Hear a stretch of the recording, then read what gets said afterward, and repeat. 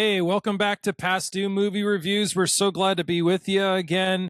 And it's fun that we get to be here in this time, and we're going to have a lot of fun with our next movie here. And just so you know, we want you to like and subscribe to our YouTube page down there somewhere, the like and subscribe button. So please do that. But I'm Tyler. And this is my brother Lance. We're brothers, and we're glad to be here. You probably noticed if you've been watching before that there's some stuff that's gone, and we got some different things going on. We're actually, by the time you watch this, we will have announced that we're moving, and we're moving to Alabama. So I'll actually be closer to Lance by 6 hours. But bring your best banjo.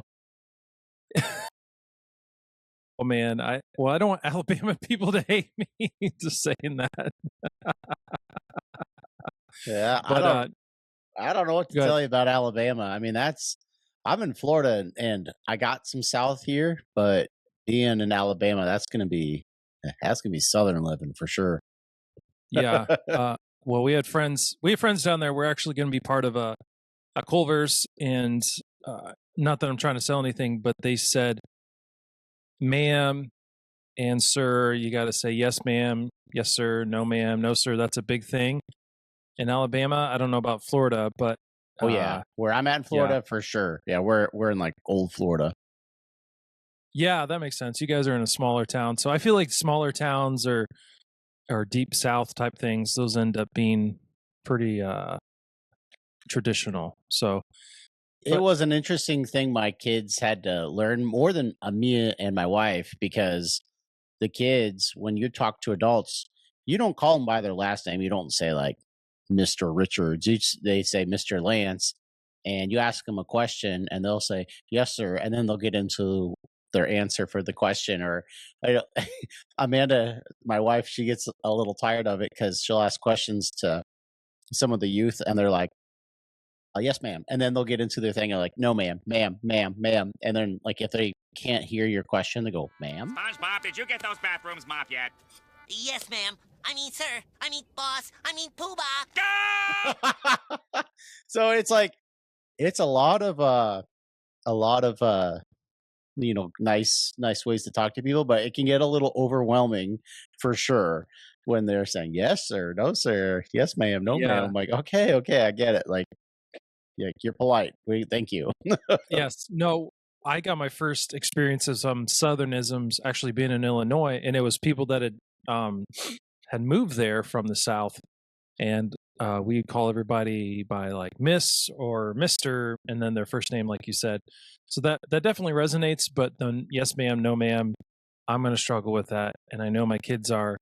So I'm going to have to tell the teachers, like, you're going to have to give them a little bit of a grace period because they have no idea. Yeah, they were gracious with us down here, especially at our church, because our kids weren't in school; they're homeschooled. But their homeschool teacher, she's real tough. She can be really nasty. Yeah, she seems like that. Yeah, she's always pregnant, so she's always grouchy. She's always got something to complain about. Oh man, we love you, Amanda, for sure. Yeah. You the best. Please don't hate me. You the best. Well, hey, we're here to talk a sequel. Actually, I think it's our first sequel that we are talking, and it connects right to Gremlins. So it's Gremlins 2, The New Batch. Actually, a pretty fitting title. This movie, actually, surprisingly, if you watch it, you're just gonna have fun. It makes fun of itself. It does all kinds of things, but it's just a good time. It's all right. Have a good time. And it's something that I think as long as your family is mature enough, you'd enjoy it as a family. I don't know if mature enough is the right word. Maybe more immature. Maybe. Yeah. So going into this movie, again, my wife missed me watching the first one. Yeah. She didn't see any of it. And then she saw part of this one, and she was like midway through when she started watching, and she watched close to the end, but she didn't watch the whole thing. She goes, this movie's weird. It doesn't make sense. Why are you watching this? And I'm like, well, it's the sequel to this and that. And I'm like, you know what? If you didn't watch the first one, then the second one really is a little much for people. Because I think if you're going to watch the second one, It's a movie where you really should watch the first one first, and then you'll appreciate the second one. Yeah, because they don't spend a lot of time. Like, I think the only things they try to clear up are the Futtermans are back and just a few things, but they jump right into it. They're expecting you to have watched the original film, and it's the same, producers: Steven Spielberg, Kathleen Kennedy, and Frank Marshall. So it's high quality from the '80s point of that team at Amblin. But I think it's a fun movie. And tell us about some of the cast, Lance. There's some fun faces in this movie.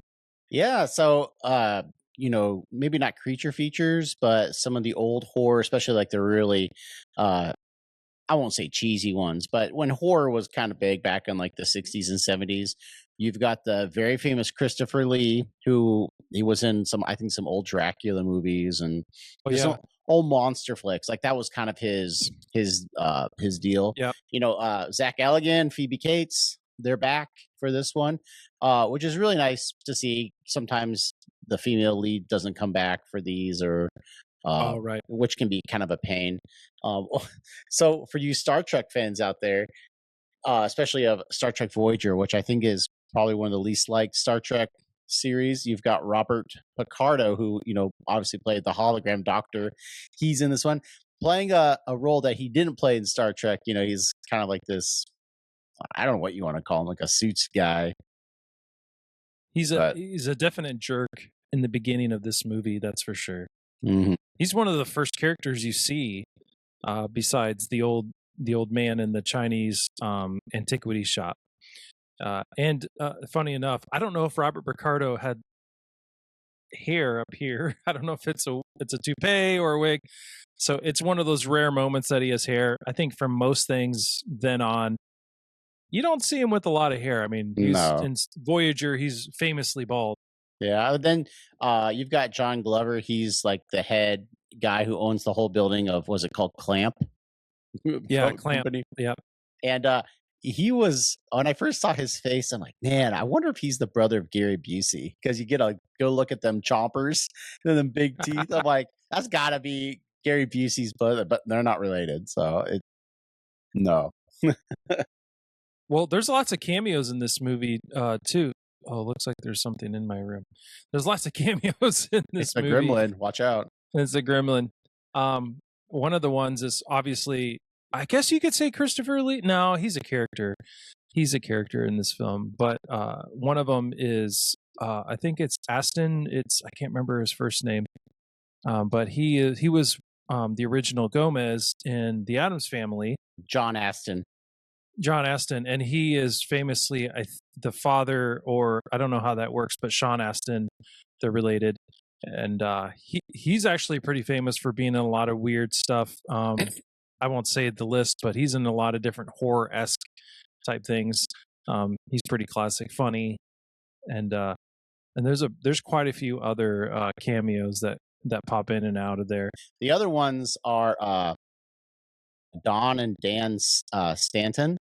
Yeah, The the if you twins. if you guys are big fans of Terminator 2, which is probably one of the greatest action movies ever made, they play they play like the I can't remember what the Terminator 1000, or whatever, doesn't matter. He he can morph into anything, and so there's a good bit in there. And I think this movie came out before Terminator 2, so this would have been a part before they played. Yes, I think you're right.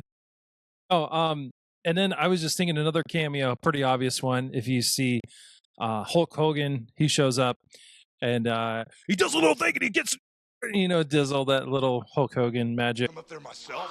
Do you think the Grimsters can stand up to the Hulkster? Well, if I were you, I'd run the rest of Gremlins too, right now. Breaking the fourth wall. Breaking the fourth wall. Yeah, for sure. I think there's some other cameos, but this movie knows exactly what they're trying to do. I don't feel like there's a lot of accidents. It's just meant to be fun. It makes fun of itself. Like there's a time where I can't remember his name, but he's a movie critic and he talks about the movie Gremlins. what's fun about a movie full of ugly, slimy, mean-spirited, gloppy little monsters who run amok and attack innocent people? Our moviegoers so desperate for entertainment that this kind of trash and cast for fun. Whoa, wait a minute! And and so they're making fun of it. They're having fun with it. They don't mind, and I think the cast is pretty fun. And Leonard Maltin is his name. But what I found about this movie, it takes place in a different place. I feel like with sequels, there's always a danger of, especially back then, sequels were not done well. Their formula ended up being more or less the same, and you're like, oh gosh, I've seen this movie already. It was the one before, and they use the same lines, and you're like, what in the world? But I feel like this movie takes things from the original and makes it into something new and something different. And I feel like, so I'll just take the Clamp building. If you remember, Billy's dad was an inventor who made all kinds of crappy inventions. They just ended up not working. The same thing is with Clamp. All these things don't work, and like people get spun around in the carousel thing and the front door, and all these other things don't work. And it's supposed to be innovative, but it ends up being a hassle. But I just feel like they took that and made it something new, and made it actually part of the story, because it helps on later with what's going on with this whole thing. But yeah, it's a great little nuance that you find, or a little ode to the original, besides having the cast. That's interesting you say that. I didn't actually catch on to that until you're just saying it now. But yeah, the turn not working. He's on a video call with his girlfriend that he says, hopefully soon to be wife, or maybe they're talking about getting married in the movie. Yeah. And he's on a video call with her, and it's not working either. Which, back then, I guess that would have been really futuristic. You only would have seen that in Star Trek type of things, where they're on a video call, and you're like, oh, that's into the future, and you've seen this like that. But it's not too far off from reality. That what we have now. Yeah, and it actually works now. It's like we're doing this over the internet, and they couldn't even make a voice or video call in building. Like it was on the same network, all those things. That wouldn't even work. But this movie, it moves fast. It moves quick. It doesn't explain the rules until later on, because like I said, it's expecting you to know the story. But we see an already well-improved Gizmo. I think he's cuter in this film. I said that in the last podcast. I think they made him a little bit cuter.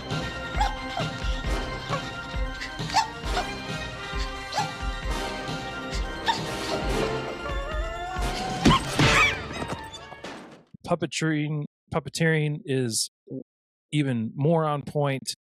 They're more flexible. The animatronic type stuff is just working well. They do some overlay type stuff, or maybe blue screen, green screen stuff, but it's still puppetry. But then they put it on top of the scene, which I think is, it's obvious when you look at it now. But I'm like, it actually was a pretty innovative thing, I think, at that time, and it worked really well. But I don't know what you think about some of those things. I really enjoyed the puppeteering and the updated animatronic actions there. Yeah, going to the blue screen, green screen, I think it's funny to see it on our high definition televisions that we have nowadays, where anybody can look at that and go, oh my gosh, that looks so like fake, right? But if you're watching, but for us, you're watching it from a nostalgic perspective. It's kind of cute, and you can see where our TVs have changed. Where on our old 27-inch TVs that we all used to have, the box, it wasn't that clear. You wouldn't actually have noticed all that much, where it wouldn't have been such a bother. Maybe in theaters when you saw it, it was like, but the puppetry, there's a lot more close-ups of Gizmo, of the other Gremlins. You see a lot of like eye work in the puppetry, especially for that one like goofy one. He was kind of like the Jar Jar Binks of the Gremlins group.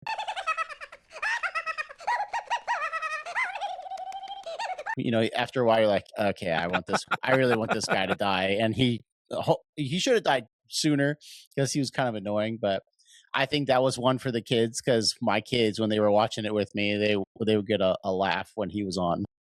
Right, right. Well, and if you notice, is when Gizmo gets hit with the water, that happens pretty quick in the movie. There's not a lot of explaining, but what's interesting is the first film, all the other Mogwai looked very similar to Gizmo. This time around, they take like the Mogwai actually have several different personalities, even different colors. One even looks like a tabby cat, the crazy one. He looks kind of more like a tabby cat. And then there's one guy that's kind of like the big bruiser, dumb guy. And then the other guy's kind of like the muscle slash intimidator, and he's kind of like kind of the original gangster. And then I think his name's Spike. I think they call him Spike because he doesn't have the first stripe later on when he turns, but you see the spikes coming up. He's Spike, and he's black and white. So they decided to take a turn and be really creative with how they were going to do the Mogwai this time, and it transfers over into the Gremlins as well. Yeah, with this one, the first Gremlins it must have been enough of a success that they could get away with making this one a lot more family friendly. And the best way to do that was, give each one their own kind of personality. But yeah, it did make sense. They were expounding upon what they had, and they were able to do more. I mean, this one was like 7 years after the first one was made, I think. So for sure, definitely a time difference and a technological jump with some things too. Yeah, that's for sure. And I think what I appreciated about was that the Gremlins, because when you see the Gremlins in the first film, they really do all look the same except for Stripe. Stripe is the only one, and he still looks a lot like the other ones. But in this one, Stripe has this unique personality. And then they even get into the whole the laboratory where all these, like, the one eats the vegetable medley and he turns into this vegetable medley. Gross. It's eating my vegetable medley.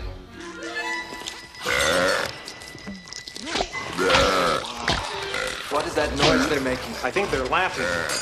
Then what are they, Martin? A virus? He looks like lettuce and he's popping all over, and but I think that was the part where my wife came into the room and she's like, "What is this? What is this?" She came in at such a weird time. But that reminds me of the building, the Clamp building. Like, there's people that work there and they're trying to make the building better. It seems like they're opening up this building towards the world. They're trying to expand and make it its own unique thing. They have like a lot of, it looks like Japanese kind of castle structure. That's a vibe they're going after. And at first they put in some ash trees, and then they're like, no ash trees, some funny play there. But there's all sorts of crazy things happening in this building. You've got movie studios, and then you've got the weird lab guys with Christopher Lee, and and then you've got like the security head office where they're doing all the surveillance inspections, and then they're doing tours of this place too. I mean, there's just tons of things happening. Yeah, and it's fun because you get to see the Gremlins do a lot of different things and be wacky in some different ways. What I did notice about this, as far as story is concerned, it seems like, so in the first film, there was multiple drops of water that fell into Gizmo. There was a leader that came out of it.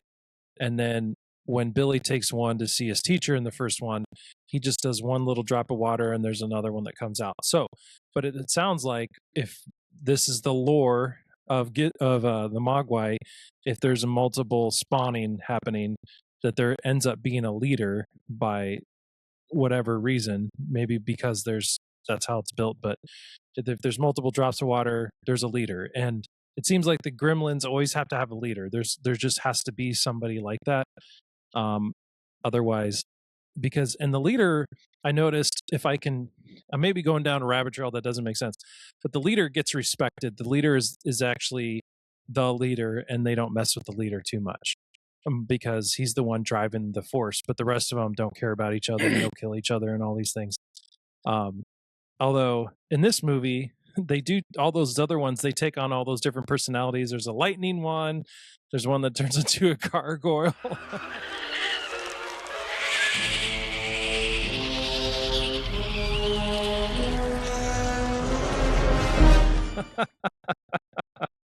And when he goes through the building, it's the symbol of Batman from Warner, the 1989 Batman. Well, and it's because it's put out by Warner Brothers, they could get away with that one. They're both put out, but yeah, that was some fun times in those, where you just see it going wacky and crazy. Yeah. So,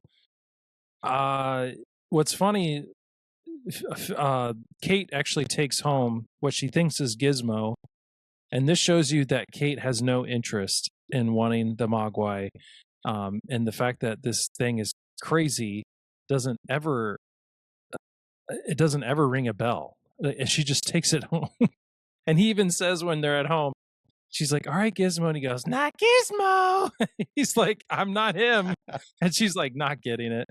I thought that was funny, but yeah, she's feeding it all this food, and he like chows down on the corn, and he looks at the chicken which they ate in the first one, but he takes it and chucks it at her back. Like, I'm not gonna eat that. But yeah, what's fun about this movie, there's a sage type character that's kind of like Billy's dad, the guy that plays Dracula or whatever.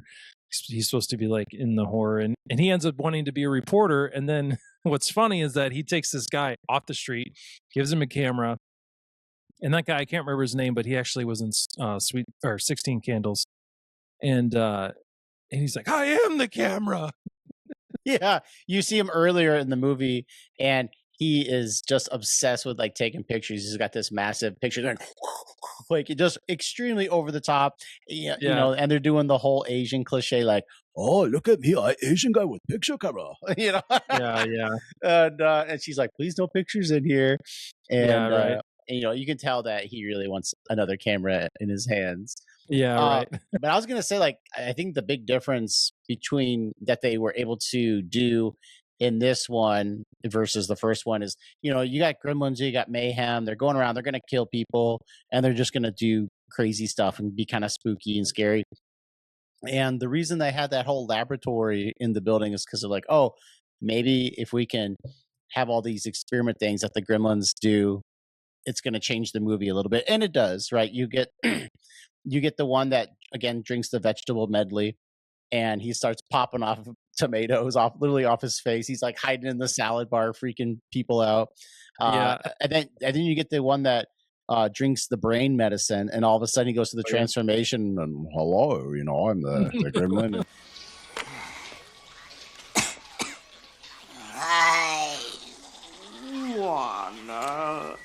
Talk a little bit about what's going on in this room, because I think there are some fascinating ramifications here for the future. And at first I thought he was like kind of a David Letterman character when I was younger, but now it's like, oh no, he's just some kind of sophisticated gremlin. But he's still a gremlin. He's just smart, he's trying to get away with what he wants. And then with the gargoyle, when I was a kid, that was probably my favorite gremlin. I don't know why, maybe because he could fly.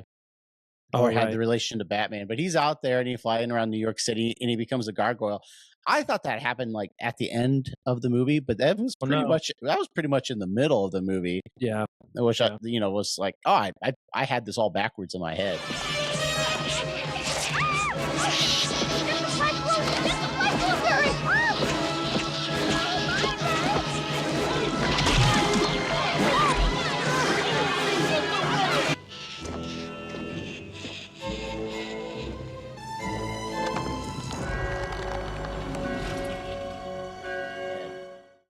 Yeah, it's funny that Murray Futterman, he takes him on, and then all of a sudden Murray goes into this like mode where and you take Billy's mom, who was like did the Rambo thing right away, and then she stepped back.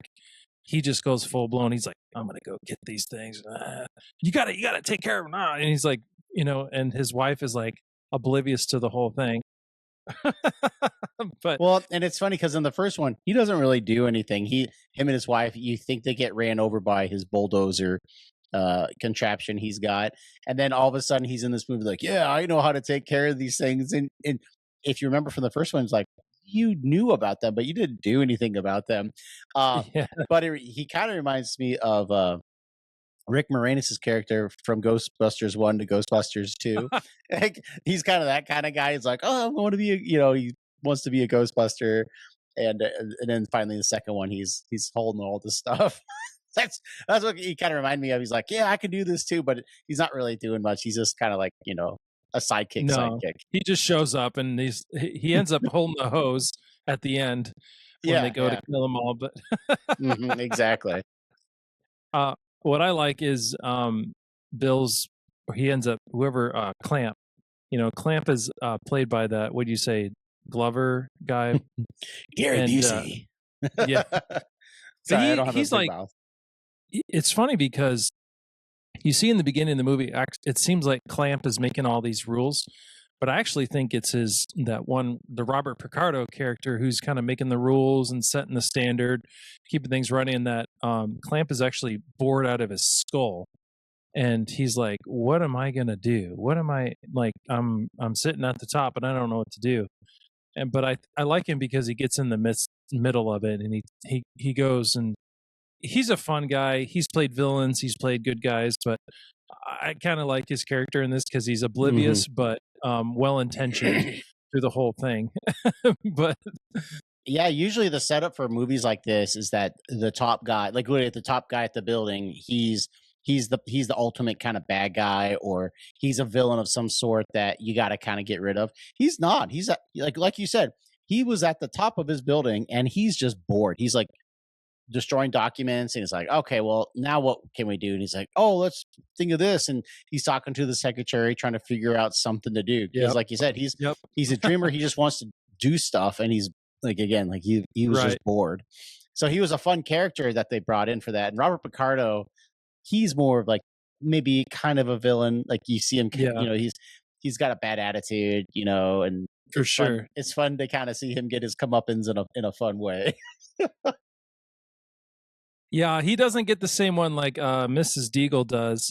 Mrs. Deagle was like, I put that in some of our shorts if listeners and watchers saw that Mrs. Deagle was like the true villain of Gremlins, and she definitely gets what she has coming to her. But I don't feel like there's much of a true villain. I think Spike ends up being like they do make Spike the bad guy for sure. Spike is the definite bad guy. He ends up growing legs because he becomes a spider, and it's pretty gross and wicked looking, pretty disgusting. But Gizmo takes care of him for sure after watching Rambo. Yeah.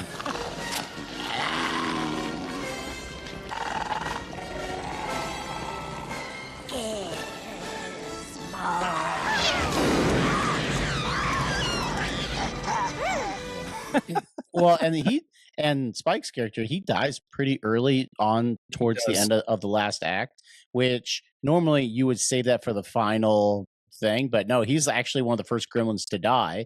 And then the other ones are just kind of, the other Gremlins don't know, and they're just doing their thing and dancing around, and they're putting on a musical show. It reminded me of the Muppets.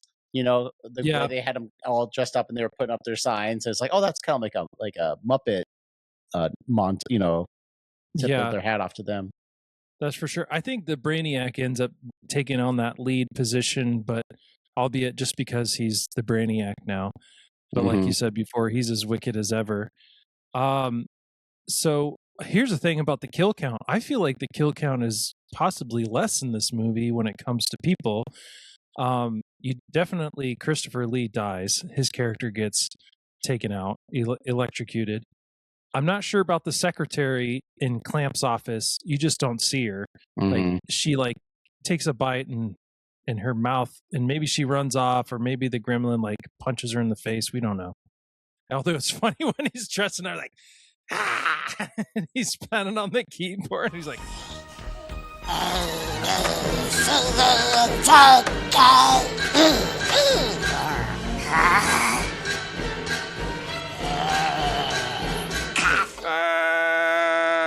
thing doing here?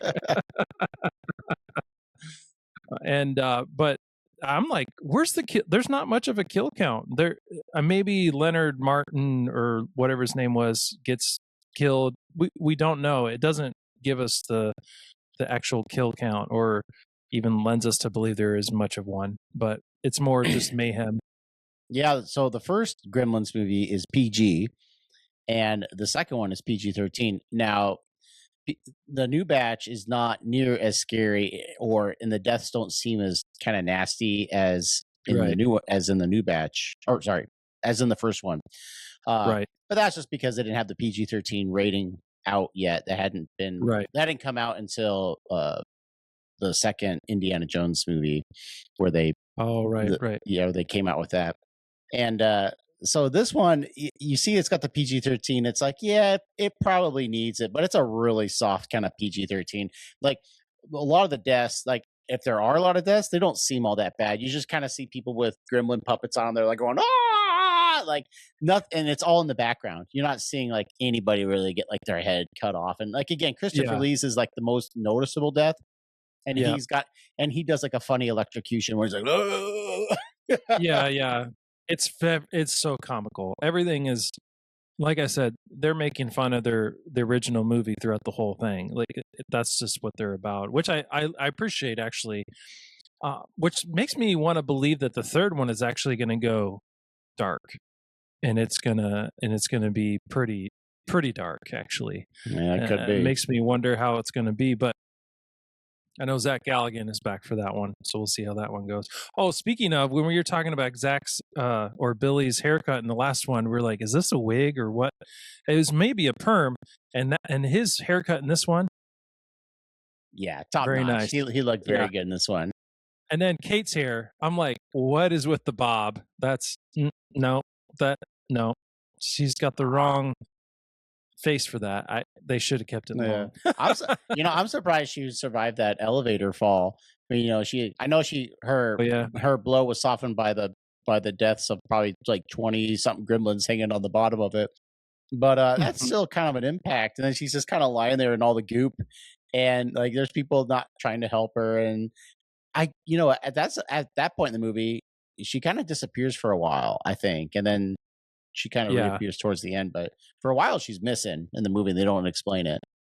Yeah, I did appreciate we didn't talk about her traumatic experience in the first one, where her dad is found in the chimney and he was trying to go down because he thought he was Santa Claus.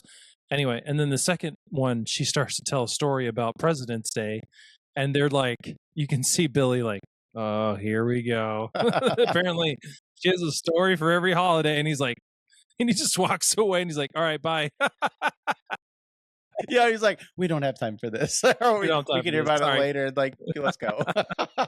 But that is a fun nod to that, because I think that was an add-in on the first movie anywhere. There was a split-second decision to throw that kind of traumatic thing in there. But that's a funny one to put in, especially for not to finish it, because really, who cares? I mean, the first one didn't really need to be in there either. No, for sure. But more or less, this movie takes the same turn as the original. The movie ends more or less the same with the water, and it's not sunlight that kills them, but it's this electrocution. And although you find Billy took a major risk by doing that, but the electrocution, Gremlin, he electrocuted everybody, and then he must have run out of juice or something, and then just died off or whatever. But I mean, the major kill scene, and that is, I mean, we thought the first one was gross, and the second one was really nasty with all the dead gremlins laying around. Yeah, and lots of green goo everywhere. Lots of green goo. Yeah. So, but this movie, I mean, it's a lot of fun. I don't think that it's like the best of the best by any stretch of an imagination. But as a sequel goes, I think it's a very good sequel. That it does what it needs to do. It appeals to who it's appealing to. It knows what it's about. It doesn't take itself too seriously, and it's just a good time. And I think that was the intention. That's what I appreciate about spoofs anyway. because spoofs know that they're making fun of themselves. That's why we love Spaceballs so much, because it makes fun of itself and it doesn't take itself seriously. But so that's what I like about this movie. It's stupid and fun, and but at the same time, they are innovative and they're smart. So it's not just a piece of junk, like some sequels end up being. You're like, oh man, I wasted $20 going to theater or whatever it is now. Yeah, this one, it was instead of taking the same exact tone, they definitely went spoof with it. Not full spoof, but it's on that level where you get a lot more, cameos, and like even Hulk Hogan, he's looking right in the camera doing his thing, and you could just there is a lot of fourth wall breaking in this one. Oh yeah.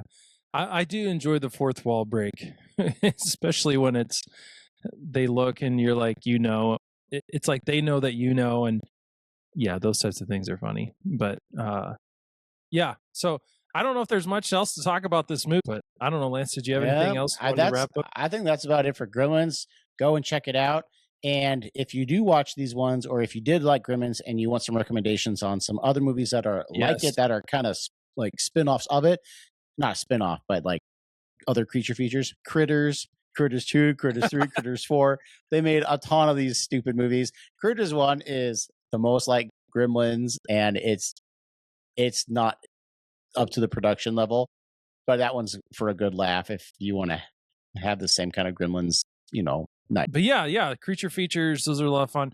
But well, for now, I think that's all we got for Gremlins 2. Hope that you enjoyed it. Remember, we want you to like and subscribe,